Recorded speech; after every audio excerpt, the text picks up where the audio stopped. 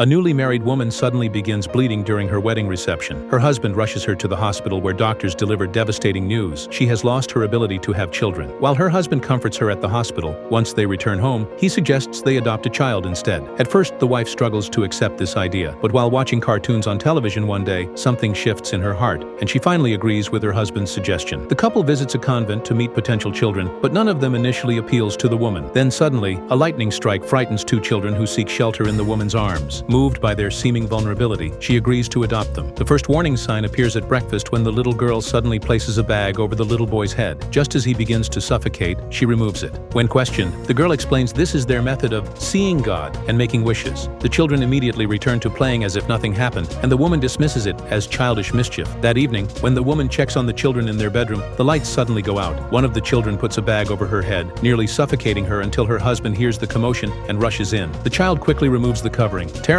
the husband demands the children apologize. Meanwhile, their dog barks frantically at the children before accidentally scratching the woman and running away. In the dead of night, while the parents sleep, the children drug the dog's food, drag it into the living room, select various tools, and brutally murder the pet. The next morning, they stand before the horrified parents covered in blood. When the couple discovers their dead dog, the children innocently ask why it won't wake up. The woman is terrified, fearing they might someday do something similar to them. That evening, while her husband watches television with the children, the wife suddenly faints. At the hospital, doctors share impossible news. She's pregnant. Despite her disbelief, the family celebrates this miracle. Then something disturbing happens. At church, the woman notices the children are missing. Suddenly, an injured, overweight boy runs into the church as people gather around him. Later at home, she receives a phone call claiming her adopted children were responsible for the boy's injuries. Initially skeptical, she searches the children's room that night and discovers a drawing depicting the attack on the overweight boy. She finally realizes the caller was telling the truth. When her husband returns, she tells him about the situation and suggests calling the police. He dismisses her concerns, claiming it's just a drawing and accusing her of overreacting. When the children wake to find their Bible and wall crucifix missing, they frantically search until they discover their mother has locked these items in a box. That night, while the woman sleeps, the children cut off her hair. When she wakes and sees her missing hair, she suspects the children, but her husband refuses to believe her and storms out of the house. Now terrified of being alone with the children, she begs her husband to take a day off to stay with her. He dismisses her fears as oversensitivity and refuses her request. When she next awakens, she finds herself tied up and restrained. This is the plot of the suspense thriller film Tiny Tina.